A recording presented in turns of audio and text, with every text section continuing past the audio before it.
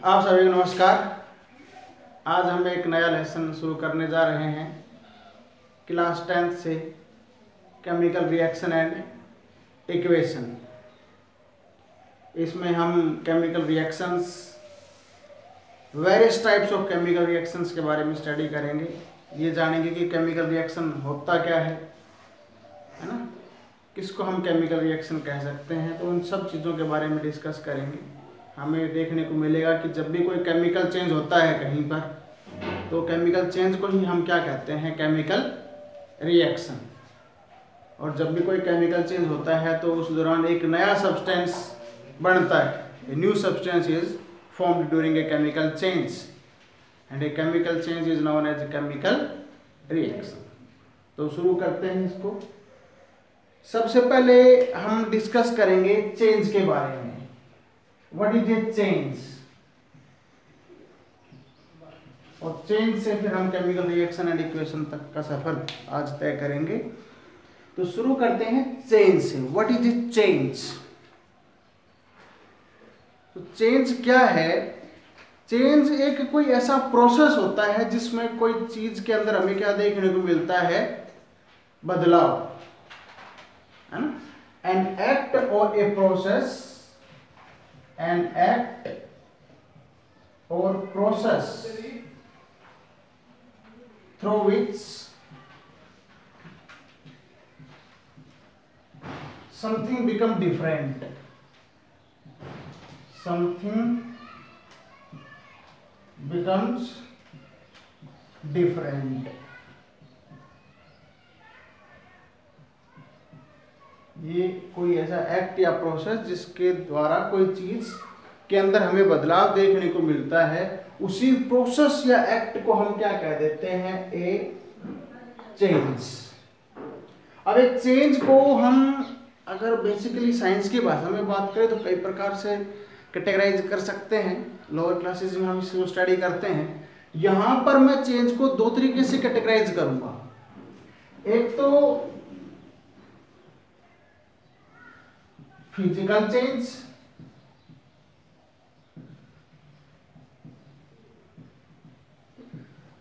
और second one chemical change.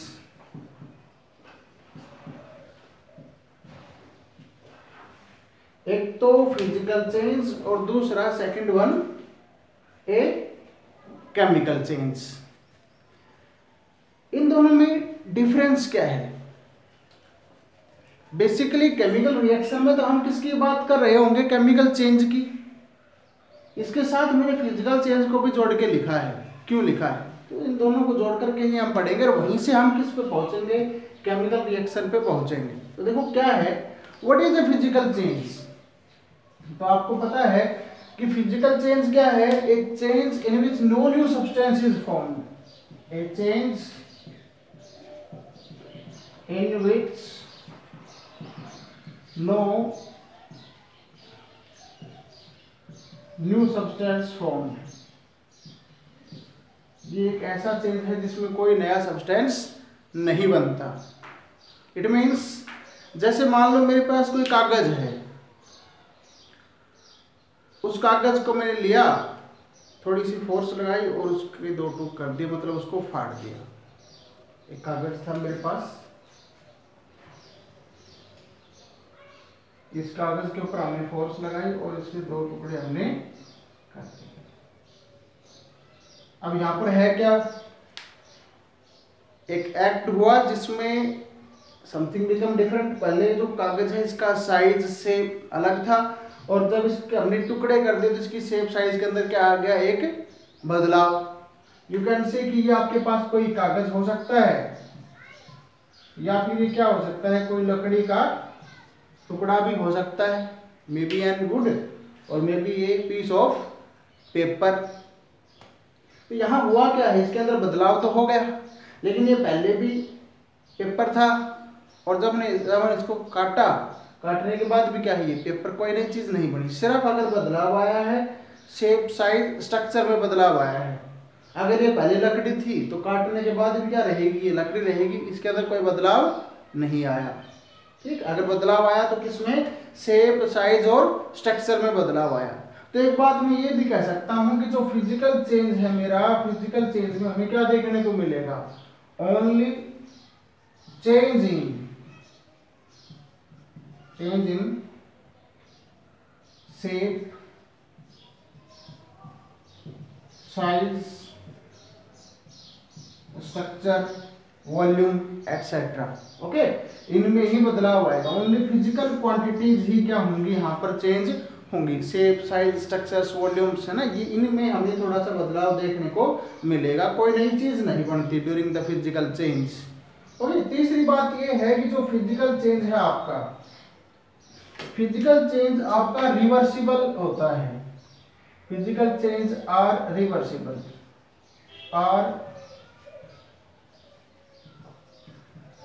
Reversible. Physical change जो है आपका वो कैसा है, रिवर्सिबल। इट मींस जैसे हम इसको ऐसे समझ सकते हैं कि हमारे पास आइस है, एक बीकर है, उस बीकर के अंदर हमने क्या ली हुई है, आइस लिया हुआ है। हमने इसको हीट किया और हीट करने पर ये किस में कन्वर्ट हो गया भैया, आपका वाटर के अंदर कन्वर्ट हो गया। तो ये पहले भी जब ये जमा हुआ था आइस के फॉर्म में तो BaH2 ही था सॉलिड, और वाटर जब ये लिक्विड फॉर्म में आ गया तब भी ये क्या है, वाटर ही है लेकिन लिक्विड फॉर्म में। यहाँ पर क्या हुआ है, देखो कोई नया सब्सटेंस नहीं बना, सिर्फ फिजिकल स्टेट बदली। वाटर सॉलिड से किस में कन्वर्ट हो गया, लिक्विड में, है ना, कोई नया सब्सटेंस नहीं बना। पहले BH2 था, बाद में क्या है आपका H2O है। और अगर हम देखें तो इस प्रोसेस को हम क्या कर सकते हैं, रिवर्स कर सकते हैं। अगर हमने इसको हीट किया, हीट करने पर क्या हो गया, आपका आइस लिक्विड वाटर में कन्वर्ट हो गया। अगर मैं इसको कूल कर दूं तो कूल करने पर क्या होगा, आपका जो लिक्विड है वो किस में कन्वर्ट हो जाएगा, आइस में कन्वर्ट हो जाएगा। इट मींस जो फिजिकल चेंज हैं वो हमारे कैसा नेचर रखते हैं, रिवर्सिबल नेचर रखते हैं। अब हम थोड़ा बात करते हैं किसकी, केमिकल चेंज की, जिससे हम कहाँ पहुंचेंगे, केमिकल रिएक्शन पे पहुंचेंगे। तो पहली बात जो हम ऑब्जर्व करते हैं केमिकल चेंज के अंदर वो क्या है कि एक chemical change is a change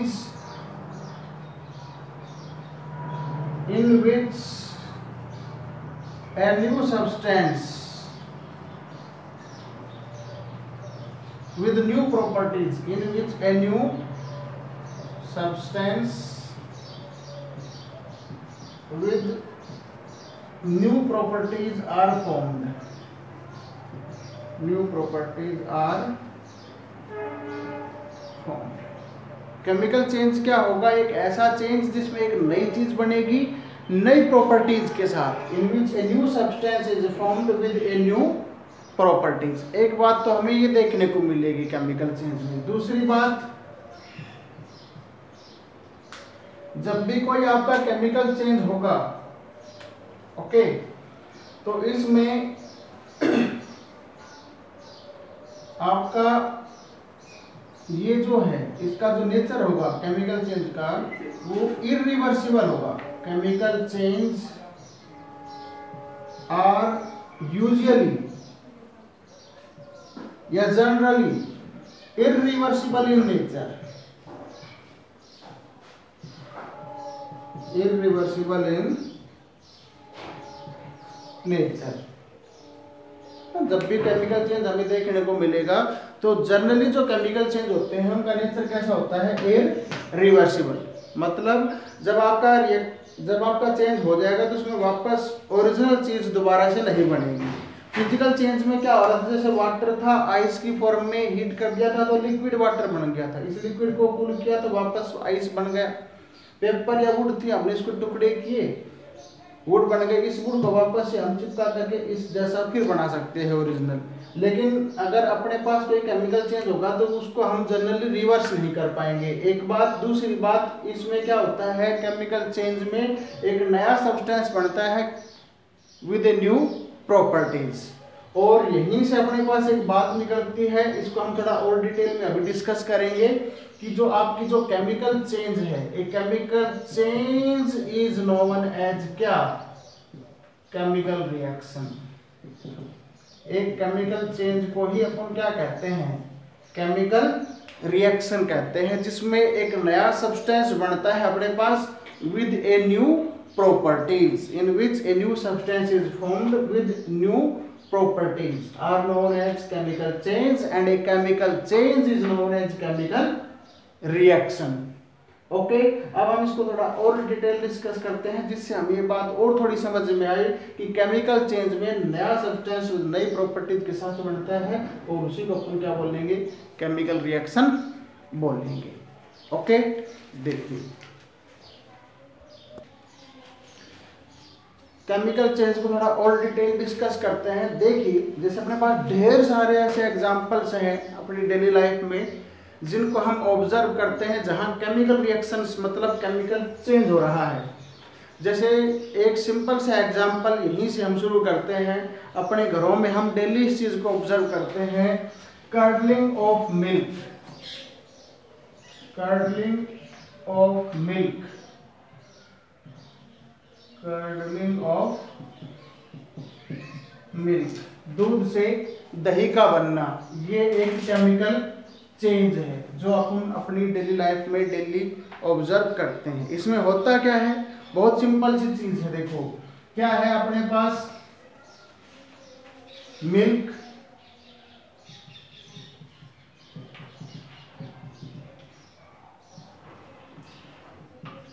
इस मिल्क के अंदर जब हम कोई श्योर सब्सटेंस डालते हैं, कोई खट्टी चीज छाछ जैसी, तो ये जो है आपकी किसके अंदर कन्वर्ट हो जाती है, कर्ड में.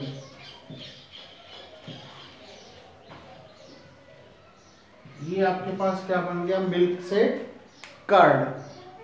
ओके अब हमने क्या पढ़ा था केमिकल चेंज में. केमिकल चेंज में थोड़ी देर पहले हमने सीखा था कि एक नया सब्सटेंस बनता है with a new properties. A new substance is form with new properties. Okay तो इसमें देखो जैसे यहाँ अपने पास ये मिल्क है, तो मिल्क है, इसके अंदर अगर हम इसका टेस्ट देखें तो इसका जो टेस्ट है वो स्वीट इन टेस्ट, ये मीठा होता है दूध पीने में. मीठा क्यों है, क्योंकि मिल्क जो है आपकी इसके अंदर एक शुगर प्रेजेंट है. शुगर कौन सी प्रेजेंट होती है मिल्क के अंदर, लैक्टोज शुगर. लैक्टोज शुगर इसके अंदर प्रेजेंट होती है. लैक्टोज शुगर मीन्स ये एक डाइसैकेराइड है, C12H22O11, ये इसका फॉर्मूला है. ओके जब हम इसके अंदर कोई छाछ जैसी खट्टी चीज डालते हैं तो आपका जो मिल्क है वो किस में कन्वर्ट हो जाता है, कर्ड में. कर्ड जो है आपको पता है टेस्ट में कैसा होता है, खट्टा. इट मीन्स यहाँ जो चीज बन गई वो क्या बन गई, आपका एक एसिड बन गया. क्या बन गया, एक एसिड. क्योंकि इसका जो टेस्ट है मिल्क का टेस्ट तो कैसा है, स्वीट. इसका मतलब इसके अंदर एक शुगर थी. शुगर कौन सी थी इसके अंदर, लैक्टोज शुगर. अगर हम कर्ड के टेस्ट की बात करें तो कर्ड का जो टेस्ट है वो कैसा है, श्योर. इसका मतलब इसके अंदर क्या है, कोई एक एसिड. और एसिड इसके अंदर जो होता है वो कौन सा होता है आपका, लैक्टिक एसिड है ना. कौन सा एसिड है इसके अंदर, लैक्टिक एसिड. ये वाला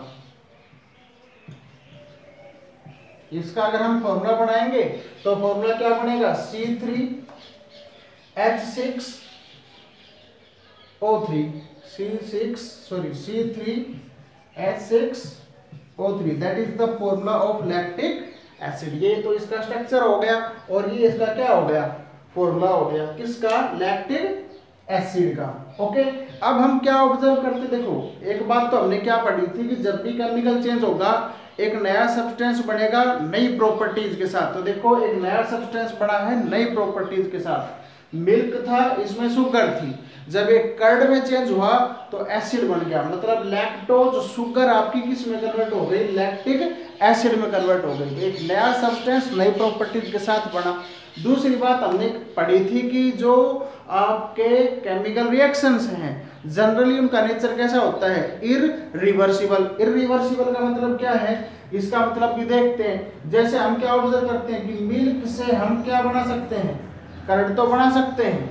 मिल्क से कर्ड बनना आसान है, ये प्रोसेस तो हो जाएगा.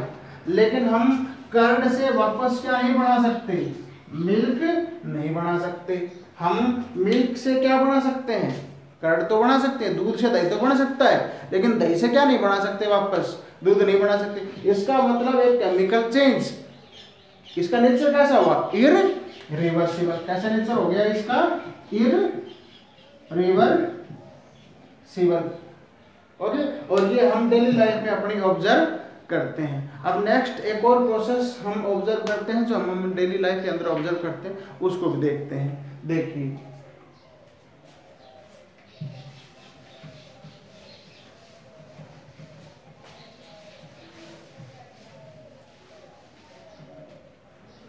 सेकंड जो प्रोसेस है, जो हम हमारी डेली लाइफ में ऑब्जर्व करते हैं, जो कि केमिकल चेंज ही है, उसके बारे में हम बात करते हैं। दही हमने जमाया रात को, सुबह उठे नाश्ता करना है, नाश्ता कर लिया, नाश्ते में हमने क्या लिया, चपाती और दही लिया, या पराठा या दही लिया। ओके, अब जब हमने खा लिया तो उसका डाइजेशन करना है। जो डाइजेशन ऑफ फूड है वो भी क्या है, एक प्रकार का केमिकल चेंज, या फिर chemical change is known as क्या, केमिकल रिएक्शन ही है। मतलब digestion of food is also a chemical reaction, जो डेली हम हमारे अंदर चलता भी है, महसूस नहीं करते, ये बात और है, लेकिन हो रहा है। तो सेकंड जो बात हमें डिस्कस करनी है वो है digestion of food. Digestion of food, इसको मैं ऐसे बोल सकता हूँ रेस्पिरेशन रिएक्शन, ये ज्यादा बेटर है। Respiration reaction, respiration. ओके, हमने जो खाना खाया था, खाने में क्या था, C6H12O6 ये था। ओके, C6H12O6 खाया हमने। ओके, बाहर से हमने ऑक्सीजन इनहेल की,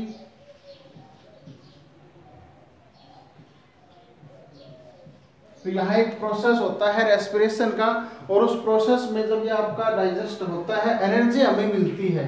तो तीन चीजें हमें देखने को मिलती है, कार्बन डाइऑक्साइड बनेगी, कुछ मात्रा में वाटर, और क्या रिलीज होगी अपने पास, एनर्जी रिलीज। ये जो एनर्जी रिलीज हुई, इस एनर्जी को तो हम वेरियस यूजफुल पर्पजेस के लिए क्या कर लेते हैं, यूज कर लेते हैं। अगर मैं यहाँ देखूं तो ये जो प्रोसेस है, इसमें भी क्या हो रहा है, रेस्पिरेशन में क्या हो रहा है, अगर हम देखें तो new substance with new properties are formed, नए सब्सटेंस बन रहे हैं नई प्रॉपर्टीज के साथ। लेके क्या चले थे हम, ग्लूकोज प्लस ऑक्सीजन, बना क्या, carbon dioxide plus water plus क्या, एनर्जी।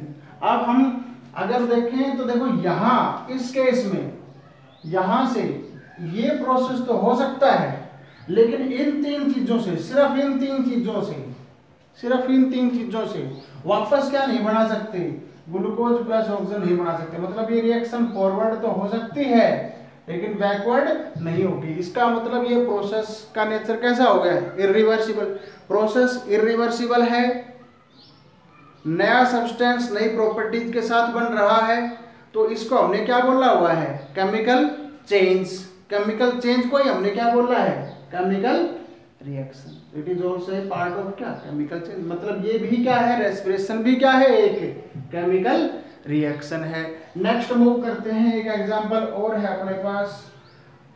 हमने दही जमाया, सुबह उठकर उसको नाश्ते में खाया।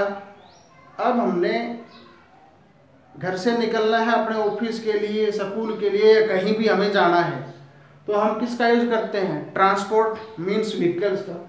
जैसे मान लो ये पॉइंट है हमारा ए, और यहां से हमें पॉइंट डी पे पहुंचना है। ओके, तो ये अपने पास कोई व्हीकल है, हम गाड़ी बढ़ा लेते हैं छोटी सी,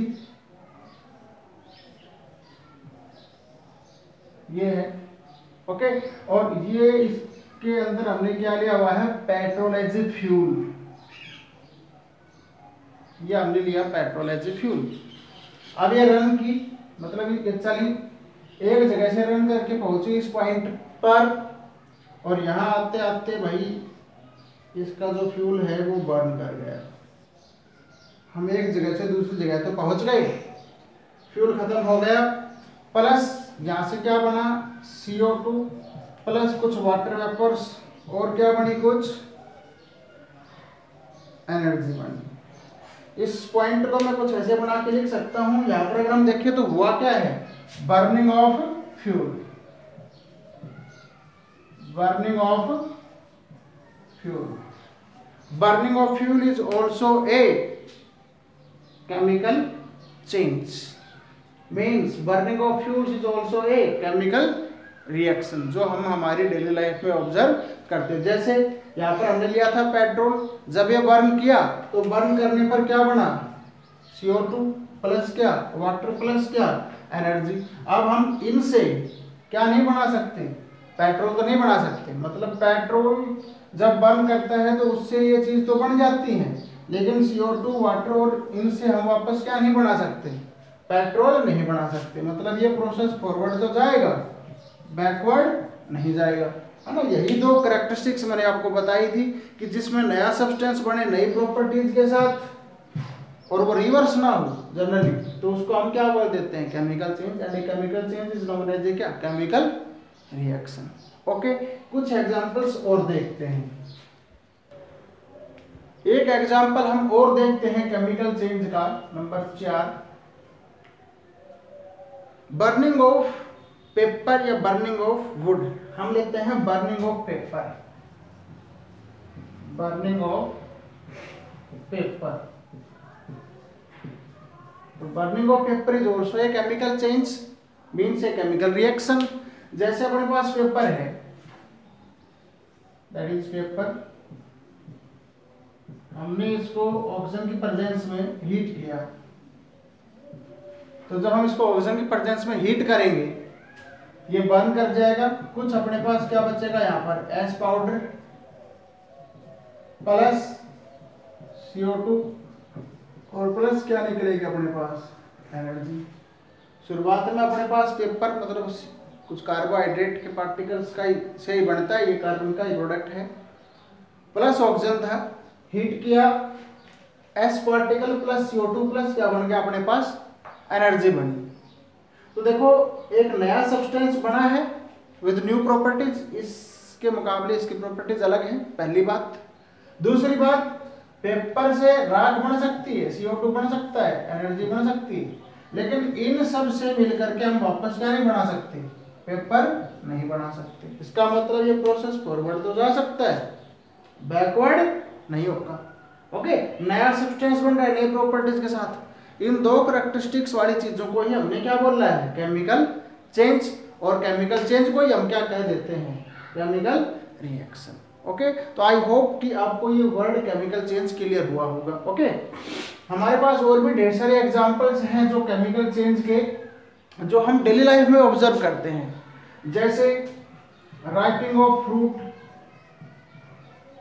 ripening of fruit is a chemical change. Rusting of iron,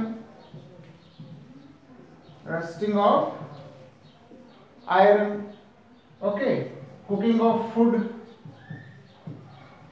cooking of food, photosynthesis, ये सब आपके केमिकल चेंजेस हैं जो हम हमारे डेली लाइफ में ऑब्जर्व करते हैं। ओके, तो हम कह सकते हैं कि केमिकल चेंज में एक नया सब्सटेंस बनेगा नई प्रॉपर्टीज के साथ, और जनरली ये कैसा होगा, इरिवर्सिबल, एक बात। दूसरी बात कि कोई भी जो केमिकल चेंज है उसी को हम क्या कहते हैं, ये chemical change is known as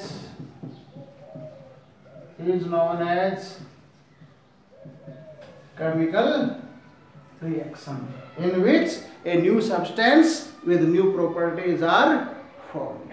Okay, अब हम ये जानेंगे कि आपका जब केमिकल रिएक्शन हो रहा है तो हम उसको कैसे रिकॉग्नाइज कर सकते हैं कि कोई केमिकल रिएक्शन हो रहा है या फिर नहीं हो रहा, ठीक। और उसके बाद हम सीखेंगे किसके बारे में, केमिकल इक्वेशन के बारे में। तो देखते हैं how can we recognise that a chemical reaction takes place or not. एक तो पहचान यही हो गई जनरली कि अगर रिवर्सिबल है तो इट में भी वो केमिकल चेंज हो भी सकता है और नहीं भी, और अगर रिवर्सिबल नहीं है, ओके, तो वो होगा क्या आपका केमिकल चेंज ही। अगर रिवर्सिबल नहीं है तो वो 100% क्या होगा आपका, केमिकल चेंज होगा। अगर रिवर्सिबल नहीं है तो चेंज आपका कैसा होगा, केमिकल चेंज। और अगर रिवर्सिबल है हो भी सकता है और नहीं भी, और कुछ और भी करैक्टरिस्टिक्स है जिनसे हम इसको जानेंगे कि कोई प्रोसेस जो हो रहा है, कोई जो चेंज जो हो रहा है वो केमिकल चेंज है या फिर नहीं है। तो उनकी तरफ मूव करते हैं। नेक्स्ट हम मूव करते हैं characteristics of A chemical change और केमिकल रिएक्शन, जिनसे हम ये पहचानेंगे कि कोई केमिकल रिएक्शन हो रहा है या नहीं, या जब कोई केमिकल रिएक्शन होगा तो हमें क्या क्या चेंजेस ऑब्जर्व करने को मिलेंगे। ओके, कई हैं, शुरू करते हैं यहां से। चेंज इन कलर, यहां से हम शुरू करते हैं चेंज इन कलर से। फर्स्टली चेंज इन कलर,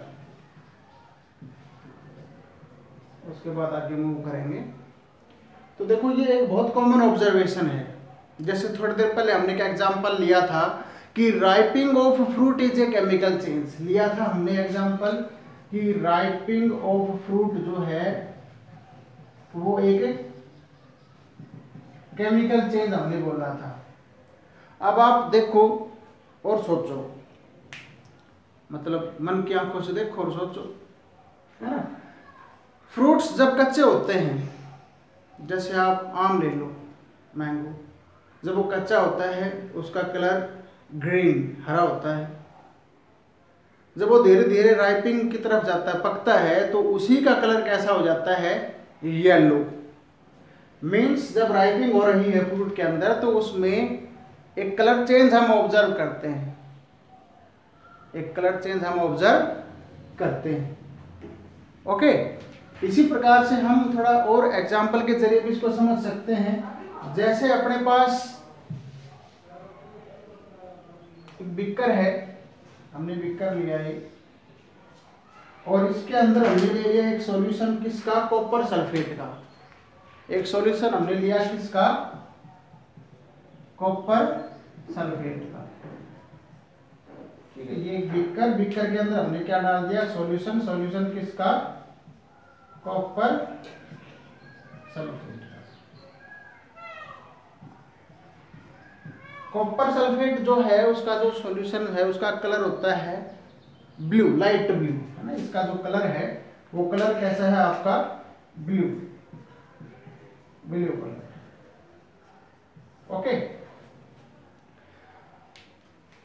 इसके अंदर हम एक रोड डालें, किसकी, आयरन की। हम एक रोड डाल दें इसके अंदर, किसकी, आयरन की रोड हम इसके अंदर एक डाल दें। ये आयरन की रोड हमने डाल दी, iron rod, iron rod. Okay, कुछ समय बाद हम क्या ऑब्जर्व करते हैं, after some time, after some time, कुछ समय बाद, after some time, after some time, कुछ समय बाद क्या होगा,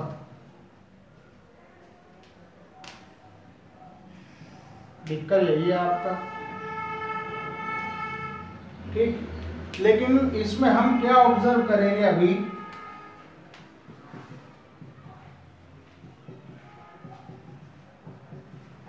कुछ ऐसा हो रहा है, आयरन रोड जो हमने डाली थी वो थोड़ी थोड़ी डिग्रेड हो जाएगी और कुछ ब्राउन कलर के सब्सटेंस नीचे यहाँ पर क्या हो जाएंगे, आपके डिपॉजिट हो जाएंगे, कुछ यहाँ कुछ नीचे, कुछ इस प्रकार का। तो हम क्या ऑब्जर्व कर रहे हैं यहाँ पर, एक चेंज इन कलर। एक्चुअल में क्या हो गया, यहाँ पर एक केमिकल रिएक्शन हो गई। वो केमिकल रिएक्शन के बारे में भी हम बात करेंगे। ओके, यहाँ पर हो क्या गया, एक्चुअल में ये कॉपर सल्फेट था, कॉपर सल्फेट अब कॉपर सल्फेट नहीं रहा, यहाँ पर क्या बन गया अभी अपने पास, फेरस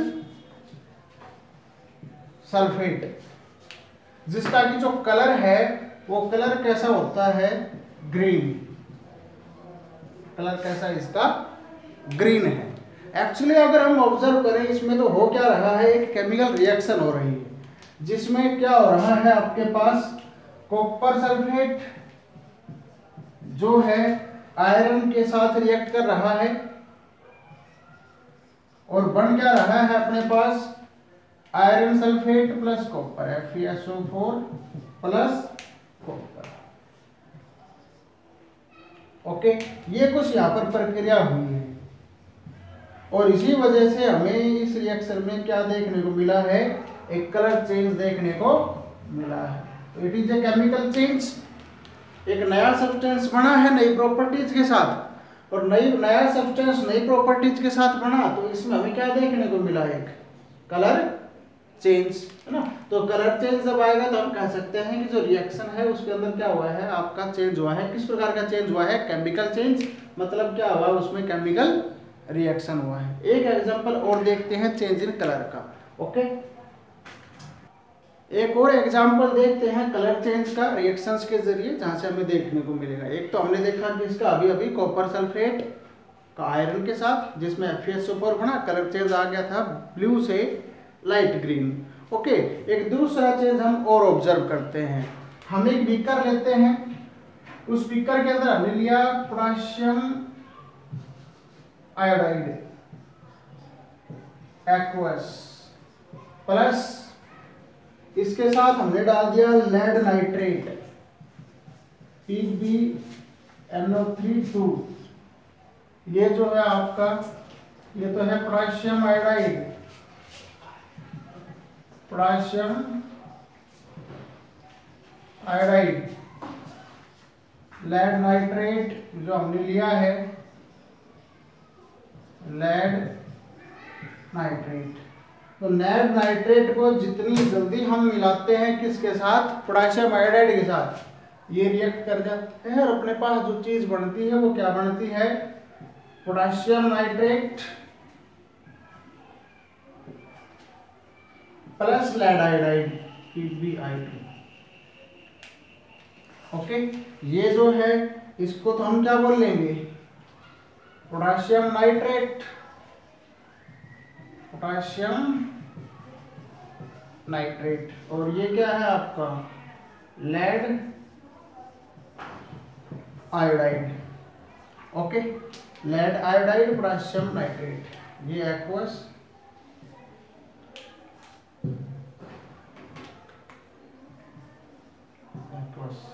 यहां पर हम ऑब्जर्व क्या करेंगे कि आपका जो लेड आयोडाइड है ये एक प्रेसिपिटेट के रूप में बाहर निकलता है, और जब रिएक्शन होती है कलर चेंज आता है इसमें, और जो लेड आयोडाइड आपका जो बनता है वो उसका कलर हमें कैसा ऑब्जर्व करने को मिलता है, येलो कलर ऑब्जर्व करने को मिलता है। तो जब रिएक्शन होगी आपको क्या देखने को मिलेगा, एक colour change, colourless to yellow, colourless to yellow, lead nitrate colourless to yellow colour हमें देखने को मिलेगा। तो यहाँ से भी हम कह सकते हैं कि जब रिएक्शन होती है इट में भी कि हमें उसमें क्या देखने को मिलता है, कलर चेंज देखने को मिलता है, जैसे राइपिंग ऑफ फ्रूट में देखने को मिलता है। एक एग्जांपल हमने कॉपर सल्फेट और आयरन का लिया, और एक एग्जांपल हमने किसका लिया, पोटेशियम आयोडाइड का और लेड नाइट्रेट का, जिसमें येलो कलर के पीपीटी बनते हैं किसके, लेड आयोडाइड के। नेक्स्ट दूसरा जो कैरेक्टरिस्टिक है जो हमें केमिकल रिएक्शंस में देखने को मिलता है उसकी बात करते हैं, वो है चेंज इन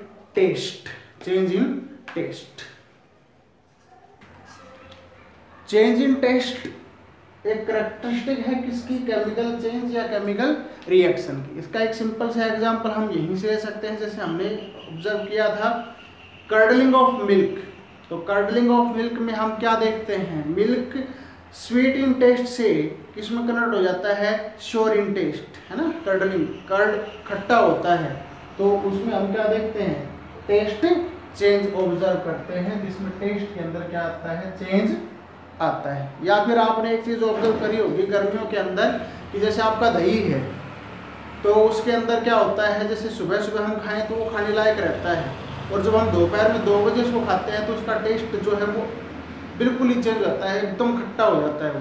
तो उसके अंदर और थोड़े केमिकल बैक्टीरियल रिएक्शन शुरू हो जाते हैं, एरियल रिएक्शन शुरू हो जाते हैं, एरियल ऑक्सीडेशन उसका हो जाता है, जिसकी वजह से वो बहुत ज़्यादा क्या हो जाता है, खट्टा हो जाता है। तो ये एक एग्जाम्पल है अपना चेंज इन टेस्ट का। या जैसे कच्चा फल जब हम खाते हैं तो वो कड़ा होता है, और जब वही पक जाता है तो उसका स्वाद कैसा हो जाता है, मीठा हो जाता है। तो it is also an example of किसका, चेंज इन टेस्ट का।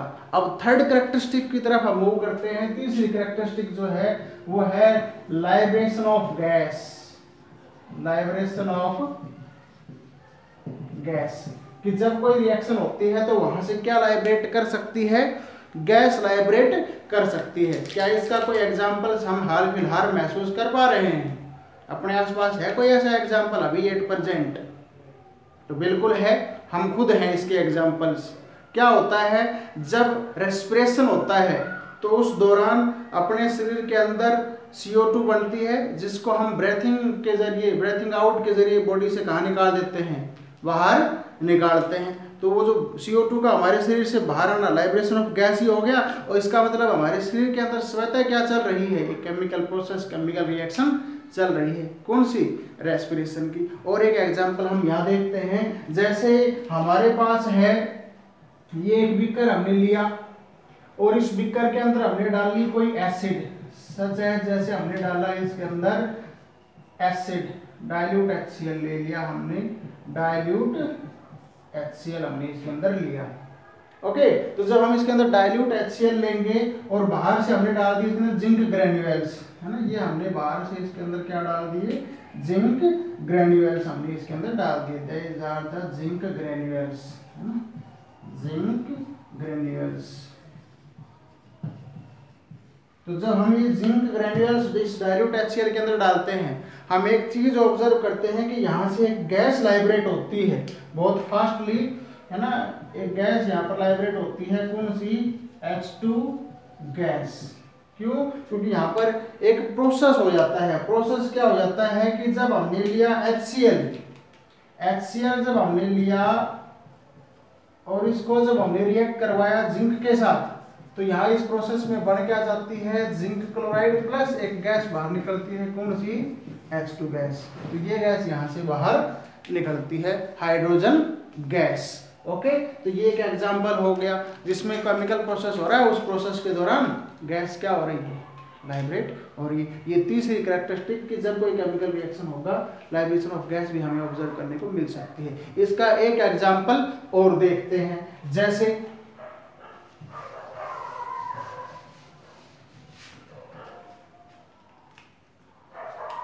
जैसे अगर हम देखें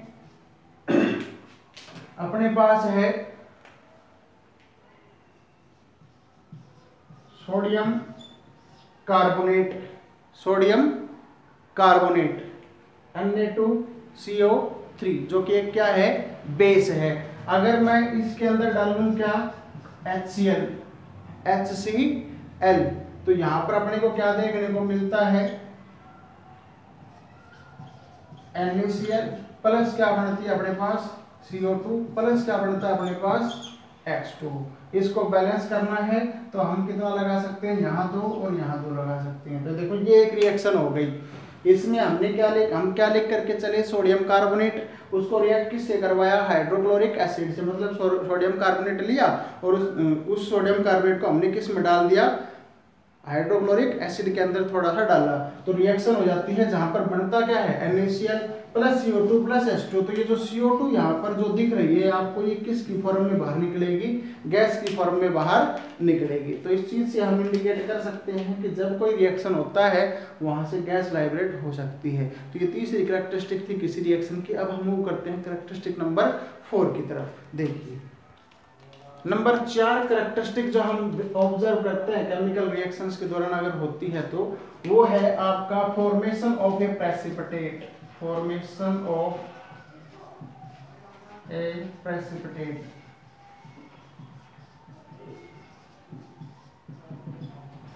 formation of A precipitate. Okay, अब इसमें एक सवाल है सर प्रेसिपिटेट क्या होता है, What do you mean by the word precipitate, है ना, इसका मतलब क्या है सर प्रेसिपिटेट का। तो प्रेसिपिटेट को बहुत सिंपल देसी भाषा में अगर मैं बताऊं तो जैसे कई बार क्या होता है हम चाय बनाते हैं, तो चाय बनाते हैं कई बार क्या होता है जब हम चाय बनाते हैं तो दूध जो है उसके खट्टे हाथ लग जाए, उसको हम जब चाय में डालते हैं तो वो फट जाता है, चाय जो है आपकी थोड़ी सी फट सी जाती है, उसके अंदर इनसॉल्युबल सब्सटेंस कुछ उसके अंदर बनने शुरू हो जाते हैं। कुछ उसी प्रकार का इनसॉल्युबल सब्सटेंस जब रिएक्शन में बनेगा, उसी प्रकार का जब कोई इनसॉल्युबल सब्सटेंस रिएक्शन में बनता है तो उसी इनसॉल्युबल सब्सटेंस को हम क्या क्या देते हैं, ए प्रेसिपिटेट। ओके, तो प्रेसिपिटेट सिंपली हम क्या कह सकते हैं, क्या है precipitate? A insoluble substance, a insoluble substance formed within reaction, formed within reaction। एक insoluble substance जो रिएक्शन में बन रहा है या जो बनता है उसको अपन क्या बोल सकते हैं? एक प्रेसिपिटेट बोल सकते हैं। तो इनसोल्यूबल सब्सटेंस अगर रिएक्शन में बनेगा तो वो हमें बनता हुआ नजर आएगा, उसको हम बढ़ते हुए क्या कर सकते हैं? ऑब्जर्व कर सकते हैं। जैसे इसका एग्जांपल है अपने पास एक सिंपल सा कि हमने क्या लिया, हमने लिया है भाई NaCl aqueous plus silver nitrate. ये तो सोडियम क्लोराइड हो गया, इसको हम क्या कह सकते हैं? Silver nitrate. अब हम जब मिक्स करते हैं किसको? सोडियम क्लोराइड को सिल्वर नाइट्रेट के साथ, एक रिएक्शन हो जाती है, बहुत तेजी से ये रिएक्शन होती है अपने पास, जिस क्या बनता है अपने पास? AgCl प्लस क्या बनेगा अपने पास? NaNO3, ये बनेगा अपने पास। तो ये NaCl प्लस AgNO3 दे क्या रहा है हमें? AgCl plus NaNO3। ये जो AgCl अपने पास यहाँ पर बनता है, ये किस रूप में बाहर निकलता है आपका? In the form of precipitate. ये जो है ये वाटर के अंदर सॉल्यूबल नहीं है, वाटर के अंदर पार्शली सॉल्यूबल है, थोड़ा बहुत ही डिजोल्व होता है, ना के बराबर, इसलिए ये इनसॉल्यूबल इम्प्योरिटीज के रूप में नीचे पड़ा रहेगा, उसको हम क्या कर पाएंगे? आसानी से ऑब्जर्व कर पाएंगे। तो एक तो एग्जांपल हो गया कि अगर आपका प्रेसिपिटेट बनेगा तो वो हमें बनता हुआ नजर आएगा। ये कैरेक्टरिस्टिक नंबर 4 हो गई जो हम किसी केमिकल चेंज में ऑब्जर्व कर सकते हैं। इसके अलावा एक एग्जांपल और लेते हैं, जैसे अपने पास एक एग्जांपल ये है कि हमने लिया, अभी थोड़ी देर पहले भी इस एग्जांपल को हमने डिस्कस किया था कि पोटेशियम आयोडाइड है अपने पास और इसको हमने रिएक्ट करवाया किसके साथ? लेड नाइट्रेट के साथ, है ना। तो ये जो अपने पास रिएक्ट करते हैं तो इसमें जब रिएक्शन होगा तो उस दौरान क्या बनता है अपने पास? लेड आयोडाइड, है ना। क्या बनता है अपने पास? लेड आयोडाइड PbI2 का प्रेसिपिटेट अपने पास बनेगा, प्लस क्या बनेगा अपने पास? पोटेशियम नाइट्रेट KNO3 एक्वस, ये बनता है अपने पास। तो जब अपने पास फॉर्मेशन ऑफ प्रेसिपिटेट हो तब भी हम कह सकते हैं कि केमिकल रिएक्शन हो रहा है। 4 कैरेक्टरिस्टिक अभी तक हमने पढ़ी हैं। सबसे पहले शुरुआत की थी चेंज इन कलर से, उसके बाद हमने डिस्कस किया चेंज इन टेस्ट, फिर हमने डिस्कस किया था वाइब्रेशन ऑफ गैस, और फोर्थ वन जो हम डिस्कस कर रहे हैं ये फॉर्मेशन ऑफ प्रेसिपिटेट। अब हम नेक्स्ट मूव करते हैं चेंज इन टेम्परेचर, जो कि 5वीं कैरेक्टरिस्टिक हम किसी रिएक्शन में ऑब्जर्व कर सकते हैं। तो आइए देखते हैं change in temperature. Next characteristic observe करते हैं change in temperature. Change in temperature, change in temperature. जब कोई केमिकल प्रोसेस होता है तो उस प्रोसेस में हमें केमिकल चेंज अगर हो रहा है तो वहाँ टेम्परेचर चेंज भी ऑब्जर्व करने को मिलता है। एक काफ़ी अच्छा टेम्परेचर चेंज हम ऑब्जर्व कर पाते हैं किसी भी केमिकल रिएक्शन या केमिकल चेंज में। अब केमिकल चेंज 2 प्रकार से हो सकता है, या तो कंटेनर का टेम्परेचर बढ़ सकता है जिसमें रिएक्शन हो रही है, या फिर घट सकता है, मे बी इंक्रीज टेम्परेचर और maybe decrease in temperature we can observe during the chemical change, है ना। टेम्परेचर बढ़ भी सकता है और घट भी सकता है, डिपेंड करता है नेचर ऑफ रिएक्शन पे कि रिएक्शन का नेचर कैसा है। रिएक्शन जब हो रही है तो हीट लाइब्रेट हो रही है या रिएक्शन को करवाने के लिए हमें एनर्जी देनी पड़ रही, उस बात पे डिपेंड करता है आपका कि भाई टेम्परेचर बढ़ेगा या फिर टेम्परेचर घटेगा। जैसे कुछ एग्जांपल्स हम डिस्कस करते हैं, जैसे हमने क्या लिया, एक सिंपल सी चीज है CaO। ये कॉमन ऑब्जर्वेशन है जो हमने कभी न कहीं ऑब्जर्व किया होगा, चुना है ये लाइम। ओके, क्या है ये आपका लाइम, जिसको हम क्या कह सकते हैं? Quick lime. Quick lime, CaO, ये कॉमन नेम है इसका। और इसको अगर हम वैसे बोल लेंगे तो क्या बोल लेंगे, calcium oxide, calcium oxide. Okay, calcium oxide को हमने मिलाया किसके अंदर, वाटर के अंदर। किसके अंदर डाला इसको, H2O, वाटर के अंदर। तो यहाँ पर एक प्रोसेस हो जाता है, प्रोसेस में क्या बनता है अपने पास, कैल्शियम हाइड्रोक्साइड CaOH2, और इसको हम क्या कह देते हैं, slaked lime, slaked lime, slaked lime हम इसको बोलते हैं। ओके, ये जो है इसका कॉमन नेम है। अगर मैं इसको वैसे बोलूंगा केमिकली तो क्या कह सकते हैं हम इसको, कैल्शियम हाइड्रोक्साइड, कैल्शियम हाइड्रोक्साइड। अब जब ये प्रोसेस होती है तो इस प्रोसेस के दौरान ढेर सारी मात्रा में क्या निकलती है, यहाँ हीट निकलती है। तो जिस कंटेनर में हम लाइम रखते हैं, ऊपर से जब उसमें पानी डालते हैं तो उसमें हिजिंग साउंड प्रोड्यूस होता है, और ढेर सारी मात्रा में क्या निकलती है, हीट लाइब्रेट होती है। और जो कंटेनर है उसका टेम्परेचर अचानक से क्या बढ़ जाता है, बढ़ जाता है। वो क्यों बढ़ जाता है, क्योंकि ये जो प्रोसेस है इसमें क्या निकलती है, हीट रिलीज होती है। क्यों, और अगर हीट रिलीज हो रही है इसका मतलब ये जो रिएक्शन है आपका, इसका नेचर कैसा है, एक्सोथर्मिक। इन रिएक्शंस को हम आगे डिस्कस करेंगे हमारे आने वाली वीडियोस में। ओके, तो ये एक्सोथर्मिक नेचर का प्रोसेस है। और जब ये पूरा प्रोसेस होगा तो इसमें हम एक तरीके से क्या ऑब्जर्व कर रहे हैं, टेम्परेचर चेंज ऑब्जर्व कर रहे हैं। आई थिंक क्लियर हुआ होगा। नेक्स्ट एक एग्जांपल हम बहुत कॉमनली ये भी देख सकते हैं कि कार्बन हमने लिया O2 की प्रेजेंस में, इसको थोड़ा सा हीट करते हैं, जब ये जलती है CO2 प्लस क्या मिलती है अपने को, ढेर सारी मात्रा में